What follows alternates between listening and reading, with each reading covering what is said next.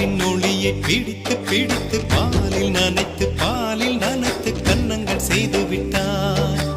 உலக மலர்கள் பறித்து பறித்து 2 பந்துகள் அமைத்து அமைத்து பெண்ணை சமைத்து விட்டான். அழகு என்பது ஆண்பாலா பெண்பாலா என்பதில் எனக்கு சந்தேகம் தீர்ந்தது. அழகு என்பது நிச்சயம் பெண்பாலடா. கவிதை என்பது மொழியின் வடிவம் என்றொரு கருத்து